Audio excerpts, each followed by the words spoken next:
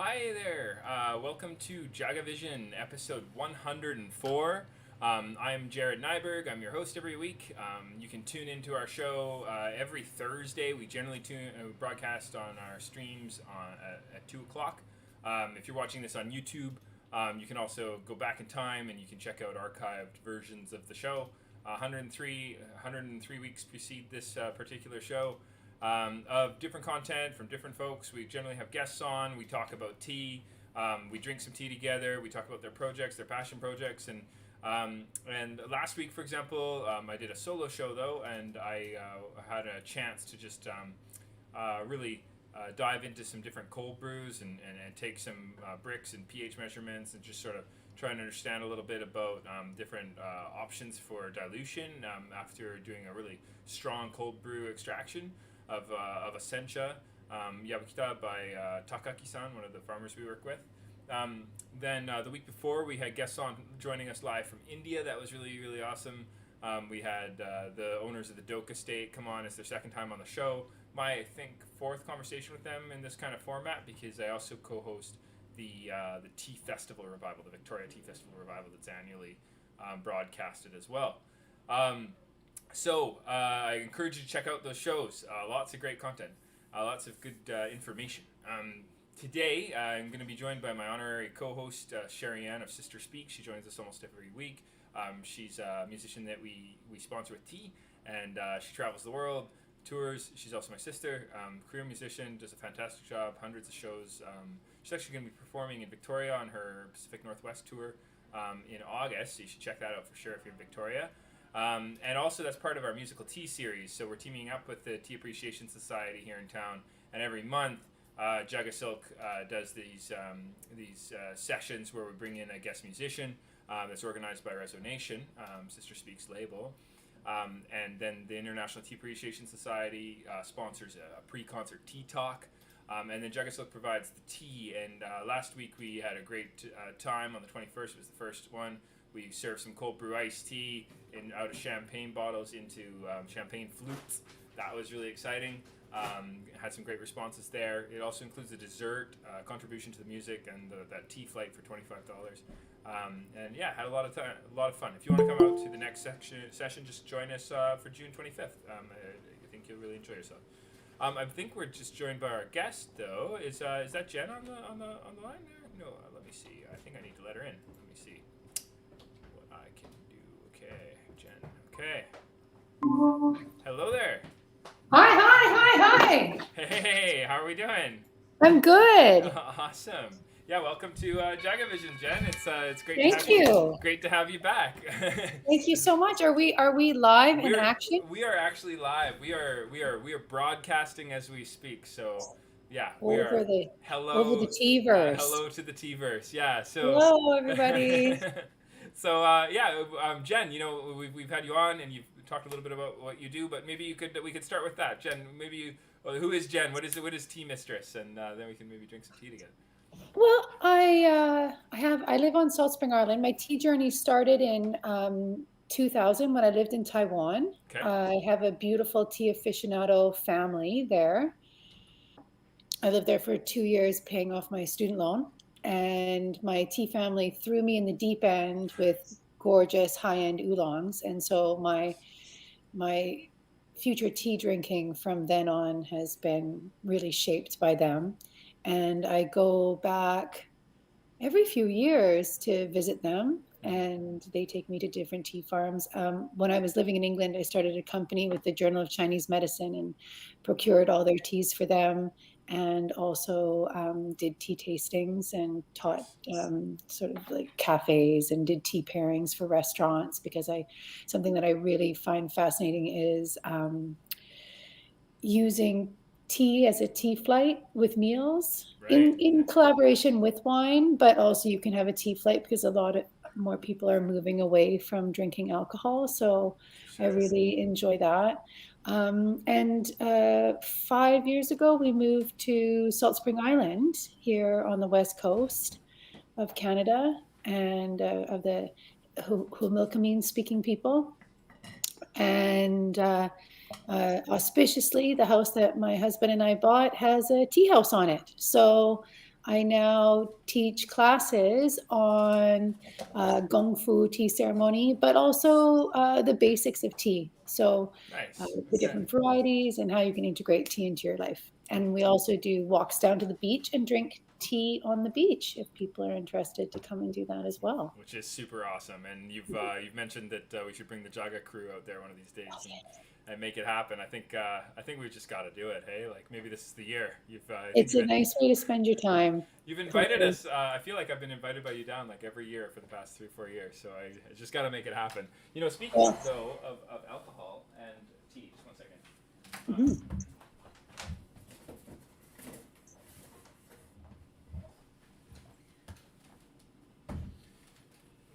Before you came on the show, I was telling folks about this this tea session we did over the weekend where we had musicians come on, and we were joined by the David Santana trio, and we've been cold brewing tea. I don't know if you can see that. Okay, the label's not really coming up in all that bright light, but maybe if I hold it back here, I don't know. It's too bright. Come on, right there. You can't see anything. It's whited out. How do I make this visible? You know what I need to do? I'm going to go to a different camera for the audience, and I will have to send you a photo of this. Okay. Okay, so audience, check that out. Can you see that? Yeah, okay. So this is like, you'll have to trust me here. This is a Milan Shang. It says Milan Shang, red Milan Shang, and it's a cold brew iced tea that we cold brewed. And then we bottled it in a champagne bottle, and then this we were pouring into champagne flutes for tea service over the weekend. It was Such a great idea. It was super fun. Yeah, we had a really really good time. So, and I think the response was really great and all that stuff. So yeah, I was stoked. I thought you'd dig that just with your. Oh, definitely. And your kombucha is so delicious. So Thank you. Yeah, no, it's a work in progress, but you know what we found out is that the work we're doing on the cold brew iced tea, I think honestly, like this new project here is going to be amazing for the kombucha, because I think that working on the cold brew, which is really the canvas that we brew our kombucha on top of, is just going to be, making for that much more. I think a dialed-in flavor profile. So I'm pretty stoked about. Oh, that. definitely. Yeah. No. And cold brew is so nice in the summer as well. Yeah, it is. It is. And I actually didn't know. Like, we supply a lot of cafes, and so you see cold brew coffee being this thing.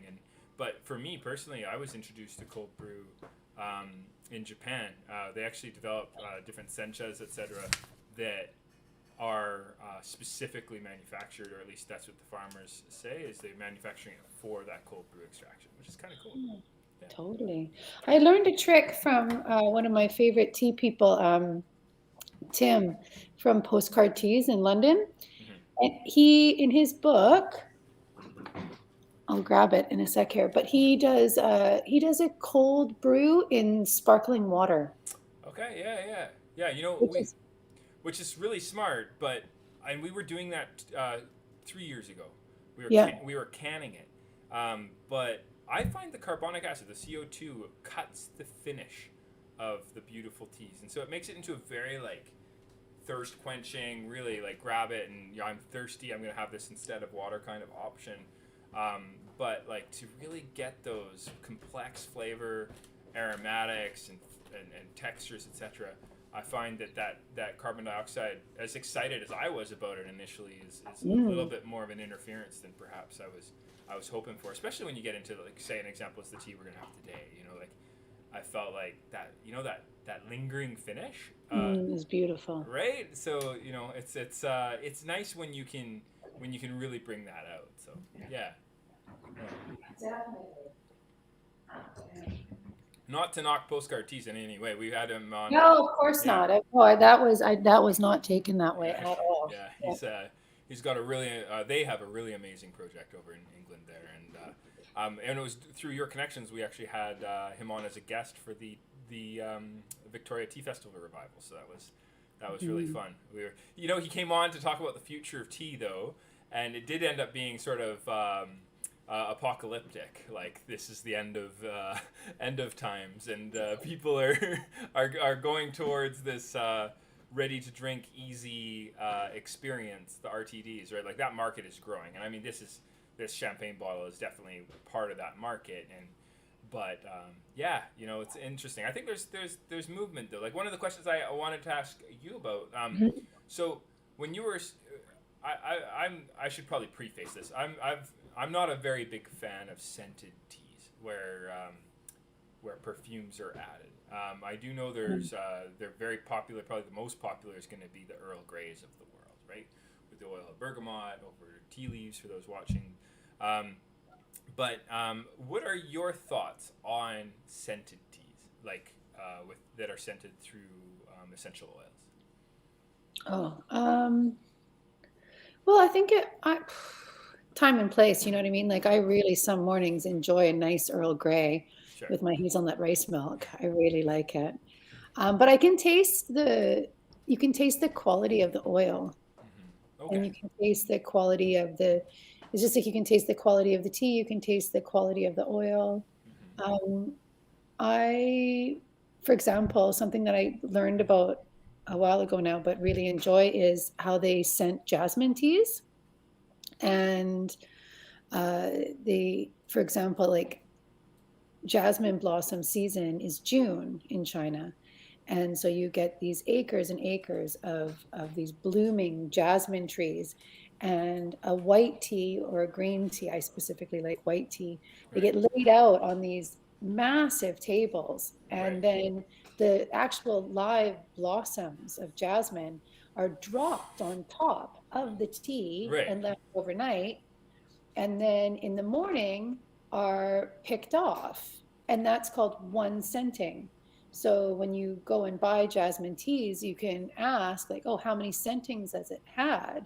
Yeah. And sometimes they'll be like, oh, it's had 12 scentings, so that 12 nights in a row fresh jasmine flowers have like rested on your tea, and that I think is exquisite. I'm super into this. Like, there's, you know, I often, when I am going to get in a jasmine tea, I try to wait until the fall because apparently there's a curing process of the jasmine petals that's really important to bring out really interesting flavors. And that's what I mean. Like, I'm not personally, like, it's not that scenting in its totality is something that I'm like, you know, I'm really not into. It's more the essential oil component. I feel like it can hide flaws in the tea, and that you can kind of get away with murder on a certain level where you can take, like, I've done some tests with some really old tea that I just turned into Earl Grey to see if you could taste the age of the tea.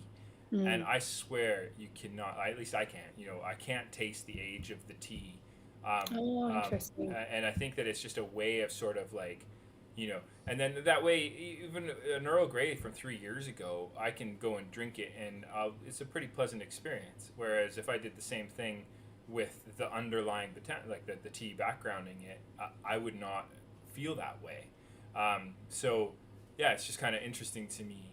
I guess the potential for abuse that's there. Oh, yeah. if you going around and but the jasmine tea you're talking about to me is like a different category Oh, entirely. totally. Yeah, they also in China they'll also do it with Right. chrysanthemum leaves as well. Oh, Right. hi. Yeah. Oh, we've just been joined by Sherri Anne's sister speak. Welcome, Sherri Anne. Um, we, we were just talking. We were just talking to Jen here from Tea Mistress. I think you guys have met each other. We've met in this exact platform before. Yeah, nice to see Hi, you, Jen. Jen. Hi. Yes, likewise. Awesome. You're joining us from the passenger seat of a car. This is great. You're on. I was home, and then we had a computer fiasco, so we had to go to Best Buy. Okay. You're just gonna go and figure that out. Fair enough. Yeah. Like, thank you for joining us, though. We were. Do you think? Are you kind of here to say hi, bye, or are you gonna be able to drink a little bit of tea with us, or? For now, I've got the whole package with me. Hold on. It's not secret. Amazing. Okay. Yeah, we were just having a conversation about scented teas, and I was just explaining how I feel that there's just a little bit too much opportunity for abuse because you you can scent a tea and it can be quite old and you wouldn't be able to know. And I think that to just elaborate on that a bit too, Jen, is actually, you know what, before I elaborate on that, people watching, Sherri Anne, Sister Speak, sisterspeakmusic.com, you got to go check her out. Musician, new album. I have the album upstairs in my office, but it's called Love for All. Everybody needs to check it out. And you were on the radio yesterday here in was it in the Yukon that you were on the radio? Where did that? Northern BC. I think it's like Prince Rupert Terrace kind of. Sweet. Okay, so I mean, you get radio play all the time, but which is amazing. But yesterday was special because there was an interview and like a playing of a number of the songs off the new album and stuff. So. Yeah, it was on Canada's First Nations radio up there. Oh, cool. Yeah, so that's pretty fun, right? So actually. And serendipitously or coincidentally, a card arrived for you from them the day that it aired, which was talking about how the radio host really enjoys the album. So people need to go check that out. But and Jen, you should check it out too on the streaming platforms, your favorite streaming platform. Just look up Sister Speak. It's called Love for All, and your husband's a musician too, right? So maybe there's some musical love happening in that family there. So I figured to just elaborate on the point though, was that the reason I find more and more that I'm really kind of getting into, I get even more into tea, I think by year is this opportunity to taste craftsmanship of farm, to taste the work of the farmer. And I think that process you were talking about with like the 1 cent, 2 cent of jasmine petals, I think it fits into that nicely. It's not as specifically Camellia sinensis, but I started, my wife and I started this business because we were interested in the healing properties of plants. Period. It was the flavor element and like that kind of like connect the farm to cup element is come in after the fact for us. So I am really into not just Camellia sinensis, but just like plants and like tisanes, etc. as well. But yeah, I'm just saying that I guess one of the reasons I wanted to do this tea though is because I think it's so interesting that the farmer was able to coax these flavors out without scenting the leaves, right? Which I think is pretty sweet. But yeah, did you have any thoughts you wanted to add there, Jen, before we get into brewing? In regarding scenting, I think you're right with saying that it can mask a lot of faults in tea, and so you're just, it's kind of like a lot of tea bag tea. You're just using a lower grade of tea, and I wonder. I'm trying to think. It was interesting because I used to really like Fortman and Mason tea, and every time I'd go back and forth from England, I'd always get this loose leaf Fortman and Mason Earl Grey. And actually, it brings me to the Lapsang Souchong. So I would often get this Earl Grey, and then I hadn't had it in years. Yeah. And then I bought some, and I drank it, and I couldn't even drink it because it was so the oil that they were using. Just you could just taste wasn't a top quality oil, and I thought, oh, how strange how my palate has developed enough to recognize that this specific bergamot isn't as lovely as it should. And but it reminds me, and it's also because this tea is from Wuishan that we're going to be drinking, but Lapsang Souchong also comes from Wuishan. Right. Yeah. And for our guests listening, the Lapsang Souchong is like the smoky tea, and smoky like smoke flavored tea. And I was there learning with one of my tea mentors, Miss Lee, and she teaches me how to pour gong fu style tea, like the sort of art of pouring. But I also buy tea from her family and another person there from Farmer Direct. And the other person was like, oh, Jen, you should really try this. Like, do you like Lapsang Souchong? And I was like, oh, I love Lapsang Souchong. And so they gave me some, and I could barely taste the smoke. Right. And I was like, oh, no. I was like, oh, I thought Lapsang Souchong was something else. And she said, oh, you want Western Lapsang Souchong. and she said that they specifically will make that tea really, really, really, like really smoky, because that's what people in the West want. Where there, it's such a mild smoking that you can really taste the quality of the tea underneath. This is again washed out on the lighting here, but you know what? And, I think if I can't turn that off, you might be able But to I see think it. that smoking and that scenting is very similar to the bergamot, where maybe for sort of Western audience tea drinkers, the Lapsang Souchong is so smoked out, so maybe they're not using as high quality of tea, right? You know, I think it's a good example too. Sure, have you ever had Lapsang Souchong before? You know what we're talking about No, here? I do have the entire kit with me. It's amazing. I'm so into this. We sent Sister Speak a gaiwan and a tea sink and the whole bit, and this is going to be her first time using it. So we were going to do a whole show on it. But you know what? That's actually, there's an opportunity here, because Sherri Anne, Jen is like, she's got it going on when it comes to gaiwans and gong fu cha, and honestly, like, my experience is in Japanese teas and matcha, and even that is really cafe focused. I'm not like a tea ceremony expert or anything like that. So it might be interesting. Yeah. I love to just to we can sort of like get some advice here from Jen. But if I Oh, great. Like how to make it while you're driving? how to make they teach that in Qing Dynasty Kung Fu tea ceremony is how to make it while you're driving. This is you know, Passenger seat. I got this gaiwan from Bitterleaf Teas. I'm super stoked. They actually, get this, Jen. I had them on the show, but they started their company by going to, they're Canadians. They went to Yunnan, and they were going to go in and just get some direct connections and open up a tea shop in Vancouver. But they decided that Yunnan was too awesome, and so they just stayed there, and they started just an internet business where they ship directly from Yunnan, and they just sell whatever they're drinking and enjoying at that time. Oh, cool. What are they called? Isn't that cool? And then What are they called? They're called Bitterleaf Teas. And Bitter? yeah, Bitterleaf. And they were on the show once about 2 months ago, I think. You have to check out the episode. It was way too much fun. But this gaiwan, look at this.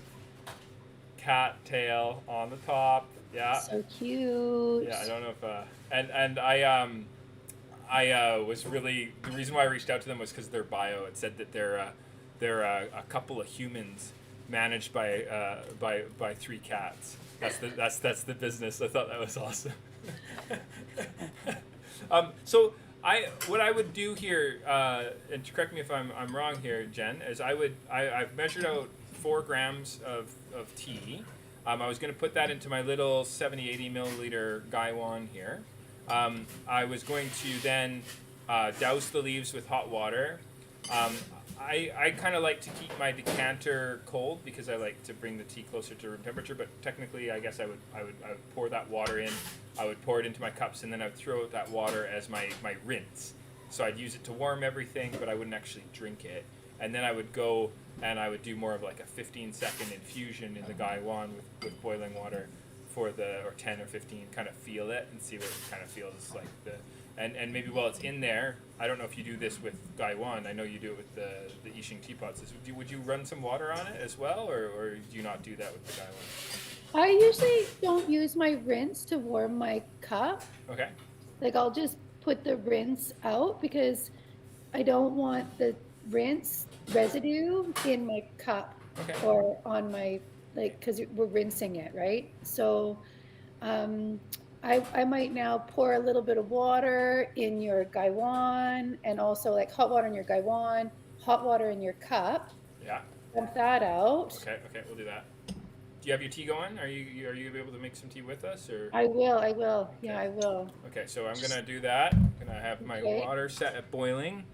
I got water I just put in here. It's really hot. Perfect. But Good. Yeah, good for enough. red lights, I can throw it out the window if I do a rinse. Yeah, perfect. Yeah, that's good. Just make sure you. Yeah, so give it a little rinse there. Okay, And and then.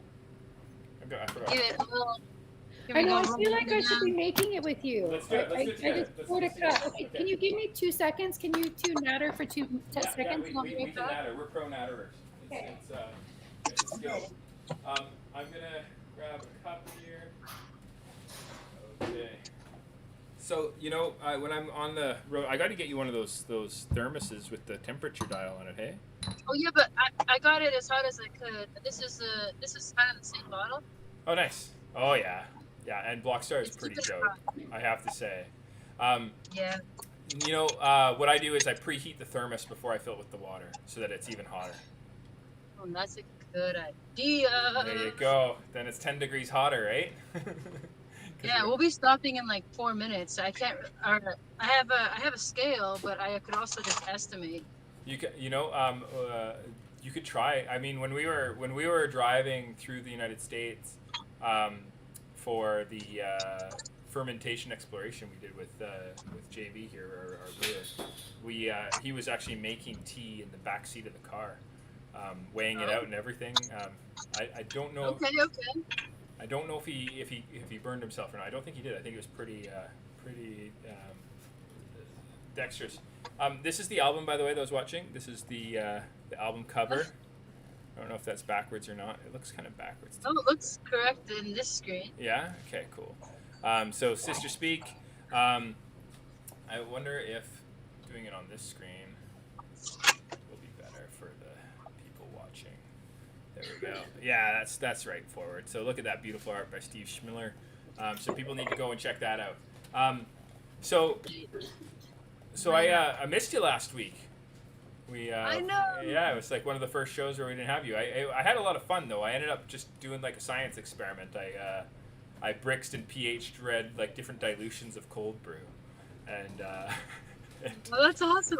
I want to play around with that with the water because I'm curious what, like, I always want to check pH of like city water. So like from your house versus JagaSilk versus without being filtered downtown Victoria. Sure. Like yeah. a hotel, you know. Yeah, no, that makes sense. And I've been trying to use I got an analog refractometer here too. So this will let me see. So they do this a lot in different industries. Like if you're buying oranges and you want to see the residual sugars in the orange, you can take and welcome back, Jen. You can actually you could drop her some of the juice onto the refractometer, and you could look and see how many grams of sugar there are per 100 mils, because that's your Brix reading. So, and so what I've been finding is that with tea, you also get an interesting option to look at. And what Brix meters are measuring is they're using refractometry to measure total dissolved solids in the liquid. So there's going to be like a starting point. So it's good to kind of make your Brix meter what's the word, calibrated to your water supply that you're brewing with. But after that, it's kind of interesting to measure your Brix after. So like I kind of want to do that. So I actually brought it out because I want to know what this tea that we're going to be having is going to be reading as total dissolved solids from each of the extractions. So yeah, it should be fun. Okay, Jen, you're back. So Okay, I wish I could show you. So here we go. So what we'll do is, like, when you've filled the first rinse, yeah, you'll notice that there's going to be like a film. okay, Like with rock oolongs, yeah, there's always a film. And what my teacher taught me to do is, and it's good that you have the tray, is that you fill it all the way up to the top, like the water, okay, and then you use the lid yeah, to scrape the foam off, okay, like that. right? So you see your foam there? Yeah. So Okay, so now scrape use that your off. lid yeah, you got it. Okay, Yeah, so you want to scrape that foam off, and now you use your kettle to rinse that off your lid. okay. And then I'm getting a little bit of okay, sweet. Yeah, all right, so perfect. I've done that. And now you're going to do a quick rinse. So I'm gonna empty this Now into the just tray, dump right? it straight in your tray. Yeah. Okay. Awesome. Sherri Anne, you got a tray. You can do this. You got like a gray Yeah, water. Gray water. We're pulling to a stop in like 60 seconds. So I was thinking about Maybe Smells so good. 4 grams. It's 4 grams of tea. I'm doing 4 grams in my little guy here. I think you got a similar sized Gaiwan as me, so yeah, I'd do 4 grams. I do 5 grams if it was like 120 milliliter. That's just me though. Like Jen, do you ever? Most folks who do gong fu cha, it's more by feel, right? Like you just I'm just eyeballing right now. yeah. So you just it's just JagaSilk style, and we talk a lot about this with farmers and with others in the industry. Like we really like to weigh everything. I love weighing water. I love weighing tea. I like measuring stuff. I just get so much. I feel like I learn a lot from being able to measure different things, and I also want to be able to develop a side of me that's very artistic and intuitive with how I make the tea. But if there's one thing I've noticed that's pretty common, even at the farm level, is when farmers are tasting their teas, if they're not weighing their water, a lot of them do weigh their tea. At least in Japan. Okay. See, that's my phone. Yeah, that makes sense. Okay, so you're getting that off, and Yeah, so you want to scrape that off. I think there's something really lovely and consistent about, wait, something stuck in my throat, weighing your tea. Another little thing that I like with that, so as you can see, I've just poured out my Gaiwan, and on that first one, you can go like this, right? yeah. And then and it's called waking your tea up. Okay. And you do that with your pot as well. So you give it a little bonk, bonk. Yeah. Right now you take the lid and you're like, And you smell that. ooh. Beautiful fruit. Yeah, I'm just blown away. This same farmer, by the way, I was trying to show when you're talking about Lapsang Souchong, I got Mr. Shi's floral Lapsang Souchong, so it's a non-smoky version of a Lapsang Souchong from the same farmer that made the juicy peach. So this is more what would be consumed domestically, right? And I find whenever I get samples in the mail that have like Western style Lapsang Souchong, it just like makes everything taste like smoke. So I've actually even if they seal it decently well, I've been like, hey guys, I just don't even put it in there, please. So I've been pretty anti Lapsang Souchong for a while. I also, but I find that a lot of whiskey drinkers really dig it because there's this kind of smoky element that reminds them of a good whiskey. So I think there's something to it, especially if you do it well, right? So. Totally. And the nice thing as well with the Gaiwan is you can kind of stir your little pot a bit with the lid, which is kind of fun.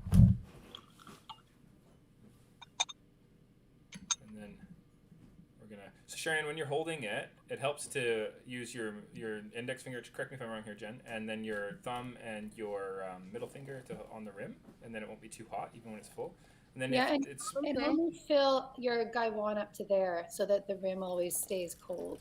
Yeah, so it's not too hot. Okay. So, So always, fill like 60-70% full is what I often tell people. Because otherwise it gets too hot. Yeah, and you start burning your fingers when you're working with it. Especially if I just pour it into I didn't bring anything to pour it into. Just pour it in your cup. Yeah. Just put it in your cup. She doesn't have a cup, I think is what she's. Do you have a cup? Oh, you don't have a cup? I don't. I just have the Gaiwan. I just realized I have this. Why don't you pour right into the bottle? This is called Gong Fu Cha on the go. Yeah. Gong Fu Go. It might make the bottle. Well, I guess your water's not that hot either, so. It would be Jiao Gong Fu because like Jiao is like go go go. That's awesome. Jiao Gong Fu.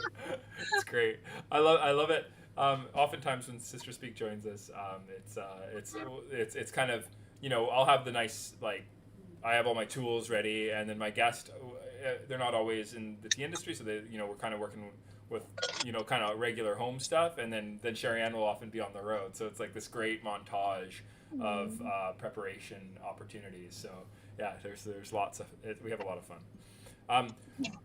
Okay, so I'm gonna pour I guess a little bit of this tea into the teacup here. And it's a 30 seconds, Steve? It's really nice. Well, you got a lot cooler water than we do, so I often tell people, and again, Jen, correct me if I'm wrong, like 10, 15 seconds for your first steep of Gong Fu Cha.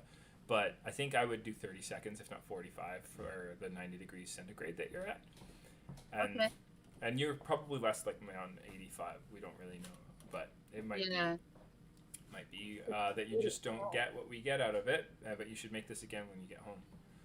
That's a very pretty cup, Jared. I got it in an antique shop in Japan.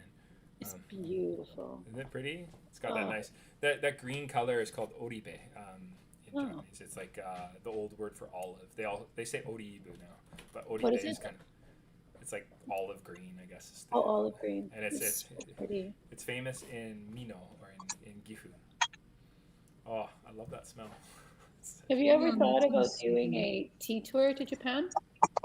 We used to have it on our website. I had it up there. I had it all like planned out, and I was gonna have people join, but I think I needed to advertise it more because I don't think people knew it existed. Because tea tour to Japan? Yeah, I would love to go. Yeah, did you have? I had it marketed. I was I can't even remember what the price was, but I figured out what it would cost for everybody to like stay in Hot Springs, and we would rent a bus, and we would all just bus around to these different tea farms, and then we'd go like 5 different places and visit. I even asked the bamboo whisk guy that we get bamboo whisk from if I could bring a tour, and so we could like see the bamboo whisk guy. We'd go and we'd visit ceramic places, and we'd go to 4 tea gardens. I thought that'd be really fun. Did it include flights? Yeah. Sorry?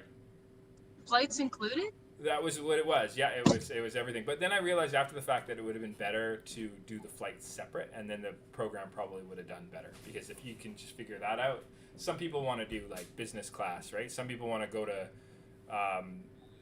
country after country after country and get there as cheaply as they possibly can. So there's lots of different ways of getting from A to B. But once we're all at B, then maybe we can have a nice trip from there, right? It sounds so nice. Everybody be in Kyoto by the 8th of Yeah, March. exactly. Yeah, at this time, and then we go. Yeah. We kind of did it with staff a couple of years ago in 2019, right before the pandemic. We had some alumni, JagaSilk alumni, and a staff member join us, and we went around with the 5 of us, and we basically did a version of it. Got to make some tea with Takaki-san and visited, a couple tea gardens in Kyoto. Got to go meet Fujioka-san. Went to the Chasen place. Went to some bathhouses, some nice meals, and. Yeah. I love the onsen. Wow. Yeah, it was really, really fun. Yeah. Okay. So I'm going in for my second season here. I'm about to do the same. I'm just kind of slowly draining. So I drank this tea. I had a tea class on last Friday. Okay. And we drank this tea. And? Everybody got so excited. Oh, sweet. Okay, cool. It was interesting because I was like, oh, when was it made, right? Yeah. And it is harvested in April 18th, 2021. Yeah.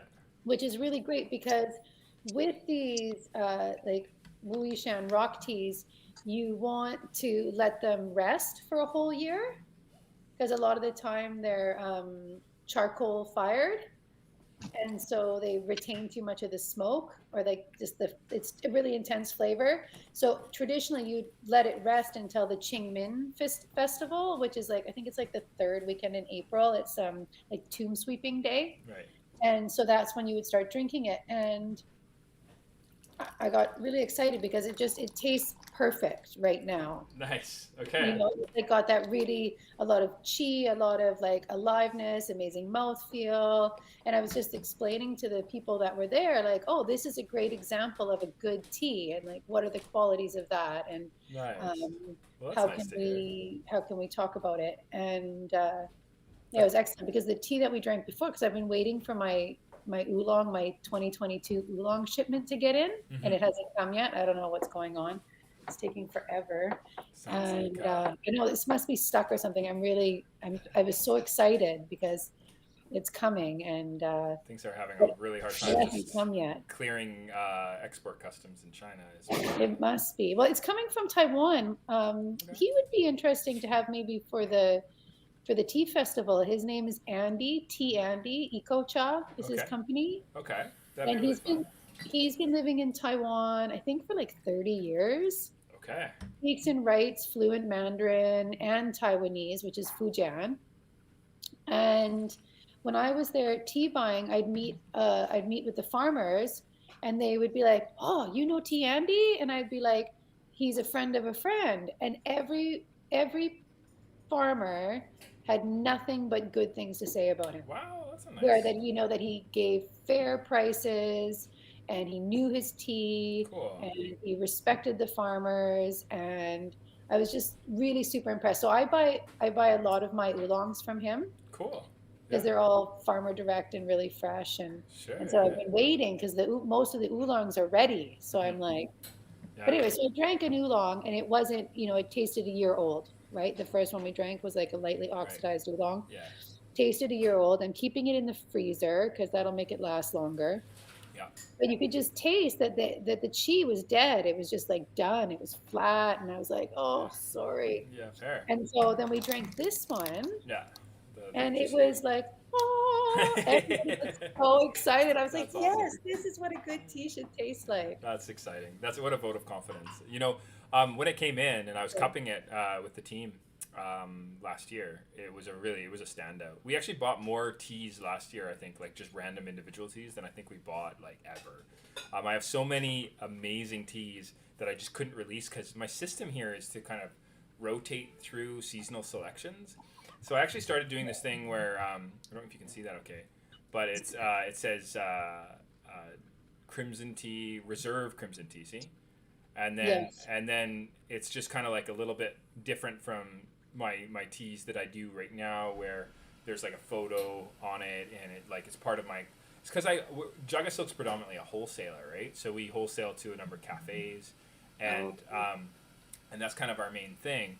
But yeah, I thought it'd be so cool to be able to do something like that, and to do something like, again, this is the same kind of idea, right?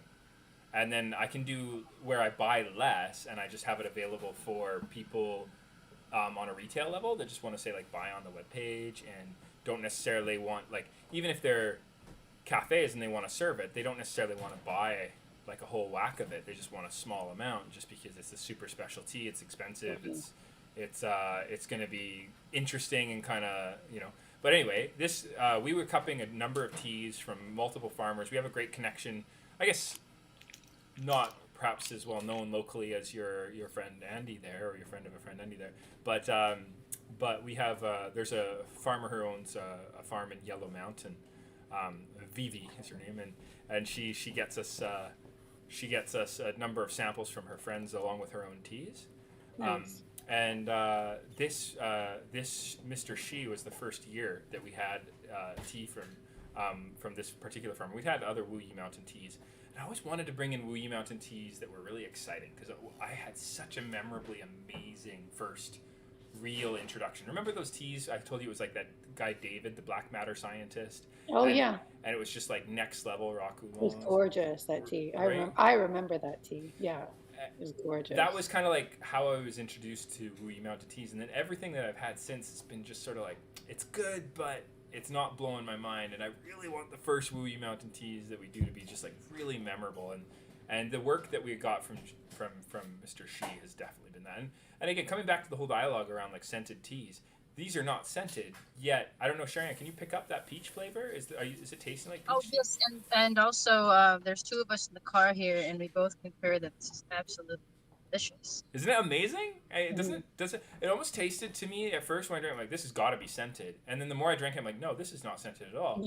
Yeah, I can't believe it. Yeah, because I heard you talk about the scents, both you and Jen, and like I was really amazed because I can't stand like perfumey tea, Yeah, and there's like we often will get people that want to get like blueberry tea or maple tea or something, and it does, again, there's a time and a place, but for what I want to do and what Mew wants to do with the project here is it doesn't really grab our attention as much as doing these unscented teas that are really farm traceable and all that fun stuff. But that's what I love about the oolongs, as well as like the oolongs.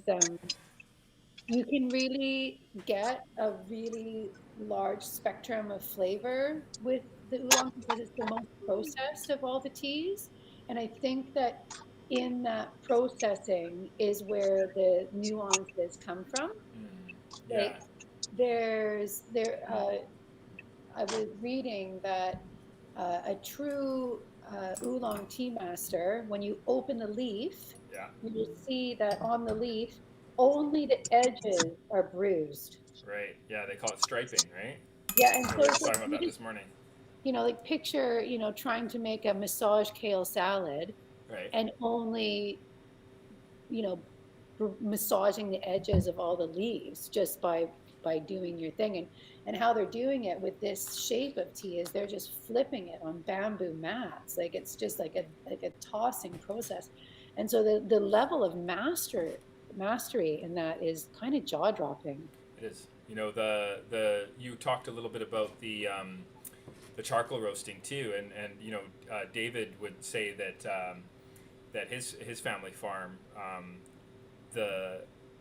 they would do all of the careful preparation of the teas, and they would do their enzymatic oxidation. For those watching, it's this process of taking the polyphenol oxidase enzyme, and when you harvest it, awakening it, and then you're sort of working with it as it sort of passively oxidizes, and then you're sort of actively involving yourself in hurrying up and slowing down that process at different moments, so that you can break down the cellular walls, you can develop different flavor components, you can transition things like learning about like catechins transforming into theaflavins, and just like creating this flavor structure through your active involvement in that enzymatic oxidation. And so there's so much opportunity to create complex flavors via the involvement of the craftsperson. On a very simplistic reductionist level, all you're really doing is you're just activating and then deactivating that enzyme at the moment that you want to stop the process, and then you're drying it. But there's also, when you're done and you kind of created this raw finished, I shouldn't call it raw, but like this semi-finished product.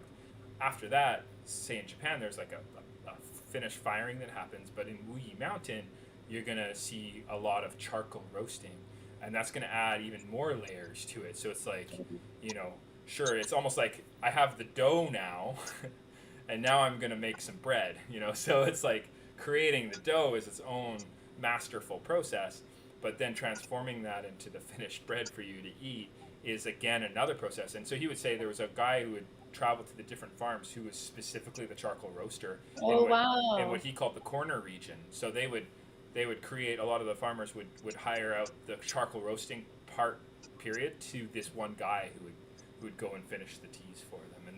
And then if they wanted to reawaken them later, like say it was 2-year-old tea that they wanted it to taste interesting again, they would sometimes do another layer of charcoal roasting, which is fascinating too, right? So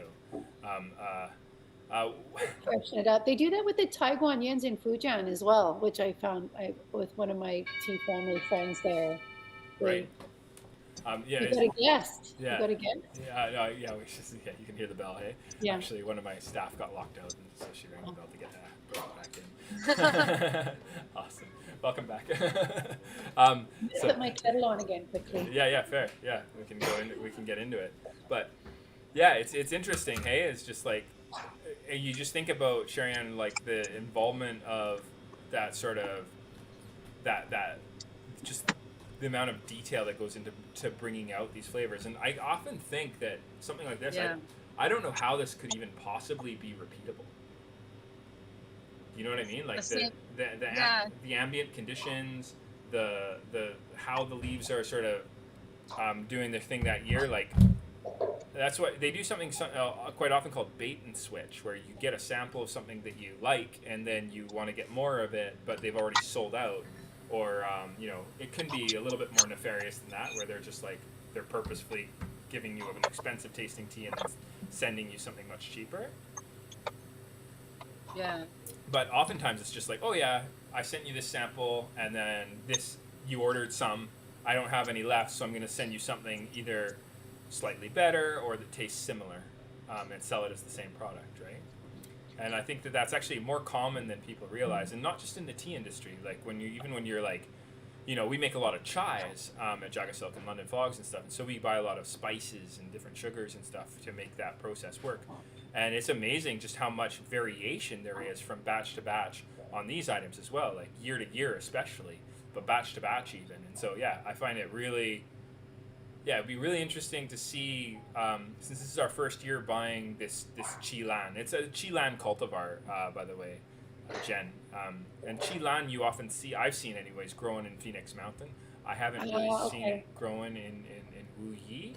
And so that's the cultivar that they use to grow this particular, to make this particular tea. Yeah. So it's not like your Rogui or your Dahong Paos of the world. This is a Chi Lan. So Phoenix Mountain cultivar grown and processed on Wu Yi Mountain and then finished in a particularly interesting way. Yeah, because I had never had a Chilan before. I had Phoenix Mountain, but is that what Chilan is? What's that? Like a Phoenix Mountain tea is a Chilan? No, Chi Lan is a cultivar, a variety of the tea bush grown often you'll see in production on Phoenix Mountain. It's just thanks. Cool. It's a rare cultivar even in Phoenix Mountain from what I've seen. Anyway, again. Yeah, I've never heard of it. Yeah, cool. But our first, I was introduced to it because one of our first batches of kombucha that we ever made, that we were super stoked about, was made with this cultivar. So it stuck in my head as a really interesting selection that we got from Phoenix Mountain. I need to learn more about the cultivars. I don't know a lot about the different. It makes such a big difference. Like apples, Granny Smith, Red Delicious, they're both apples, but the flavors you get and the usages and where you would apply it. Cider apples, of course, they're just like, there's so many different varieties. And so, I think it gets so interesting when you start digging. I've been, a lot of times when you're sold a tea, of course, that information is not immediately available. But if you are doing it farm direct, and it sounds like you are, it's really oftentimes, I just send a list of questions. What's your soil structure? What's your elevation? When was this harvested? What is your cultivar that you used? How old are your trees? Yeah. I'm starting this year. I want to start asking about rainfall in millimeters too, because they often track that, and so it's interesting because then you can see what rainfall, soil structure, elevation, tea cultivars. It's all the stuff that affects a good wine are going to play a I can role. really taste it for sure. It's supposed to be a really good year for Taiwan teas this year. Cool. Last year there was a drought. And the year before it froze in the higher mountains, and this year I hear it's just been perfect. Like perfect. Okay, yeah. And year to year, right? It's so Yeah, different. that's it. I'm so excited. And different times. Like I remember last year, I was getting a bunch of samples of teas, crimson teas. Yeah. Everything that came in, regardless of the origin, just tasted flat and bland and uninteresting. That's and the rain. I was like, this is so like, yeah. And part of me was wondering if it was just the impact of coronavirus on harvesting the year before, and how a lot of trees had to not really go through the normal level of harvesting, and so the year after it was affecting flavors, and now we're finally hitting normalcy. But I know there was drought again, there was frost in different places, and you're going to see there was some excess rain in a lot of places. There can be cold or not cold enough winters. There's just so many variables at play, right? Okay. So And you can really taste it. I really find you can taste damp teas. It's always. It's what I was tasting, and I finally got a really good crimson tea for a price that I could actually sell to my cafe customers, and I was blown away. Yeah, this is the big deal, right? I always found that too when I'd go buying. Like I have my own personal stash, and then I have a stash that I don't sell tea anymore. I just drink tea now and teach tea, which is nice. Yeah, then you get to. But yeah, I really found that when I was buying tea, you can't afford to sell the really sort of high grade tea, especially now because there's just been this huge renaissance in Asia for like in Confucianism, in just sort of going back to the old ways, and culture, and tea culture is a really large piece of that. And so tea prices have really gone through the roof, where it's easier to sell domestically than to ship. I had this one farmer in Huangshan in Yellow Mountain, and who I'd worked with for years with my Maofang. It's like the nice, beautiful green tea. And he's like, Jen, he's like, I can sell it to you because it was more expensive every year. And I was like, whoa, like it's getting a little bit pricey. I can't sell it in England at that price. Yeah.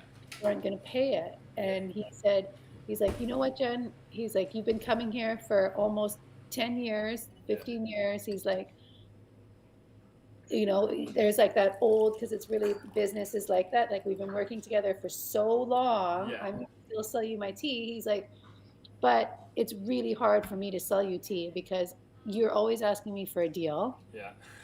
you know, and I can sell it to somebody in Beijing for more than I'll sell it to you for, and I don't have to do all the paperwork around it, and I was like, oh wow, thank you for doing me the favor, you know, Of letting because me know. Yeah, of letting me know and also doing it, right. because it's just like it'd be really easy for him to be like, ah, it's okay, I'm just gonna sell it all to Shanghai, you know. Right. And I mean, there's some benefits and some cons. I mean, the long relationships mean that ideally you're there through thick and thin. So, he might have, tea might be the flavor of the month this year, but who knows in a few years what it's going to be like again, right? So it's nice to have these long-standing relationships. But if you start to see some very, very repeatable momentum as a producer, where if it's like I sell the A, I make $70 a kilo. I sell the B, I make $150 a kilo. It's like, okay, this is a really hard decision. And I remember I had a similar conversation with Fujioka-san, and I was like, okay, what just happened? She's just saying she has to leave at So 3 it has to go at 3 p.m. p.m. Oh, okay, yeah, fair. Yeah. Oh, did we hit 3 p.m.? Yeah, I think we did. I need to go at 3 p.m. too. Okay.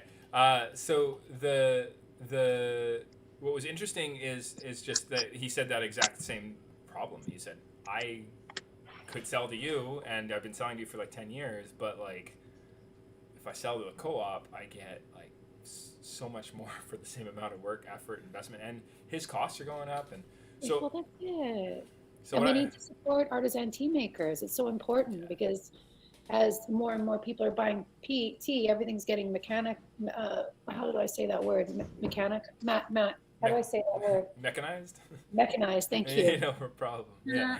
Yeah. And mechanized. And so, we need to keep supporting these artisan hand making tea makers. It's so important. A huge agreement there, and I think that where we've kind of come and found a middle ground is I've just been like, look, I totally can, but maybe we can instead of doing like 30% this year, why don't we split that over 2 years? So like I know it's coming, but I can soften the blow to my customers.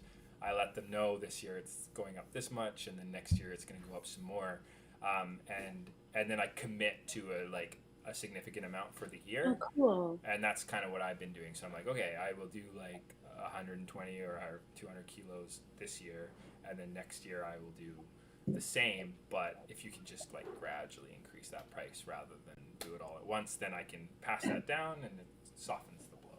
It's kind of, thank you, Jared. Yeah. It's a way to kind of work together, because I imagine that they're telling me this not because they're trying to. It could be it's their way of negotiating a higher price, but I get the feeling, especially with these longer relationships, that it's legit, right? Yeah, totally legit. Look at for us, everything's doing the same thing in its own way, right? So. But we've hit 3 o'clock, and Okay, Sister Speak. everybody. Sister Speak is going to blast too. But do you want to just maybe give us some final comments, or if you had some final questions, or some, and maybe also if you could tell people where they can check out your music. So those 3 things for you, Sherri Anne. Oh, thank you both. I really appreciate this guy one because I was able to spill all over myself without spilling all over myself. Yes. And the tray. Yeah. That's love this. what is that called in Chinese? The tea tray. Oh, chatsi. Chatsi. Okay, so Chatsi. Your chatsi. Chatsi. Does that It's like tea stage. It means tea stage. Tea stage. Very cool. Okay. All right. The Okay. little like play figure. We could have like a band, but like in teacups. Oh, I'm into it. Yeah, we should totally reach out. Bitter leaf teas, where the people I got this from, they actually really good. They have good connections to Gaiwan, like producers who paint really delicately. Wouldn't it be amazing if we could get them to do a Sister Speak Gaiwan set where you could have the different band members on the tea stage? Yeah, I want to do this like really teacups with like their names printed on the cups. Oh yeah, but hand painted. Yeah, amazing. Like hand painted their actual faces. Oh, it'd be amazing. Okay, so that's great. I hope you enjoyed the tea, and make it again when you get home and you get some boiling water. I think you'll find you get different flavors again. Yeah, still incredible. I steeped it for like 2 minutes in the little guy one, and it was so good. Nice, very nice. Yeah, I want to do that. That's one of the ones I want to put in the champagne bottle. Oh, Ooh, that's gonna be good. As a cold brew, yeah, I'm pretty stoked. Yeah. You're gonna- awesome. Okay, and then where can people find you if they want to go check out this? I got the album, the Love for All album. Sisterspeakmusic.com. And we're coming to Victoria August 13th. And then Yeah. where are you based, Jen? Salt Bam, Spring. bam. Ooh. You got to come So- out. Jen, this is the. I don't know if you that'd can see be those great. dates, but Yeah, I totally can. yeah, we're gonna have the Sister Speak on the August there. So I'm around. I'm going to put that on my calendar right now so I can Sweet. come and eat daifuku, drink some nice matcha, and listen to music. That sounds like my idea of a great time. she's also helping through her label Resonation to organize the musicians. So June 25th, Douglas Hensley doing Persian European early music. Matt Stern's going to do his multilingual pop soul on the 9th of July. And then on the 13th, the Sister Speak band. It's going to be the first time the band comes out to play in Nooka Court here. So really... We're in Victoria ever. Yeah, ever. So yeah, August 13th. I've got it in there. Because Great. it's not cheap bringing a whole band over on the ferry. No. And then, so we gotta get those folks. We're gonna sell out that show. Martin Bonham, he's a teacher over at the Royal Conservatory of Music. He's gonna be doing the viola da gamba. He's got some sort of older relationship with Jordi Sabal, one of my favorite performers of early music, who's kind of reintroduced the viola da gamba, the ancestor of the cello, to wider audiences. And then on October 8th is my band, Truth and Dolphin. I'm going to have Steve Schmiller open the show, and then he's going to be my guitarist for the rest of the show. Sherri Anne might even be able to make it out for that show too and play a few songs with us. So, yeah, well, we'll see what happens. But that's the series, Musical Tea. But thank That you. sounds great. Sorry. Thank you, Sherri Anne, for joining us, and we'll see you again next week. Thank you both. So I hope to meet you soon. I love Salt Spring Island, Jen. Anytime. Come have tea. I'd love it. We gotta make it cool. happen. Okay. Jen, did you have any final things you want to say to Sherri Anne or about the tea? No, just before we- please come for tea anytime. Just Yeah. grab my email. It's at teamistress.com, and then you can just contact me through there, and I can also just send you my phone number so you can text me. And I'm around a lot this summer, and we can just go up to the tea house and have tea or walk down to the beach. I really like walking down to the beach and doing a portable tea ceremonies on the beach. It's really one of my favorite things. So Ooh. we can do that too. Amazing. Jen, and so people can go to teamistress.com. They can get some of your tea, and you have some fresh teas that are almost here that are going to be exciting. Oh no, that's not for sale. That's That's just not if for sale. people. That's Okay. just if people want to come and do a class. I Okay. do 2-hour introductory classes, and they can just email me through the website if they're on the island. You can Amazing. do up to 6 people at once, and we can either have tea up in the tea house and have a class, or we can walk down and do a forest bathing and tea ceremony on the beach. And on the way, there's a little micro tea farm that we stop at and look at. So Very cool. Very yeah, cool. it's a sweet little route. Awesome. Hey, Okay. Chris, maybe we can work that out in September. Yeah, make it Oh, happen. Yeah. Well, come for the camping trip. Yeah. We want to go over, and we were talking about maybe we were talking about bringing some of the team over too, and maybe just going camping and going for a walk and stuff. We'll see what happens. Okay. Well, thank you, Okay. Jen, for coming Thanks for on. having me, Jared. I really appreciate it. And Right. I'll see you soon at the tea shop. Amazing. And Sherri Anne, thank you so much. Thank you both. Have a great day, guys. Bye, guys. Okay. So that was Sherri Anne of Sister Speak joining us as she does weekly. Big thank you to her for making the time, even though she's in the passenger seat of the car, making her first Gong Fu Cha with the set she got in the mail. And then we were joined by Jen over at teamistress.com over on Salt Spring there. You can check out classes if you want to go and make that happen if you're visiting Salt Spring. But thank you for watching. I'm Jared Nyberg, own JagaSilk with my wife Mew. You can go to JagaSilk.com. You can grab some of our teas. You should see this Juicy Peach Chilan by Mr. Shi going up on our webpage very shortly. My goal is before the end of the week. So if you're watching this and it's a Thursday, my goal is to have it up either by the end of the day or tomorrow. But Don't hold me to it. I've let you down before, but I'll try not to today. Okay, join us next week, Thursday, 2 o'clock. It's going to be a good show. JagaVision, episode 105. Take care. Have a wonderful day. And we'll check you out, or you come check things out. Final reminder though, if you haven't subscribed, subscribe. If you want to get notifications that we're going live, click the bell button and it'll turn on your notifications so that you know when the JagaVision is going live. Thank you so much for your time. Have a wonderful day.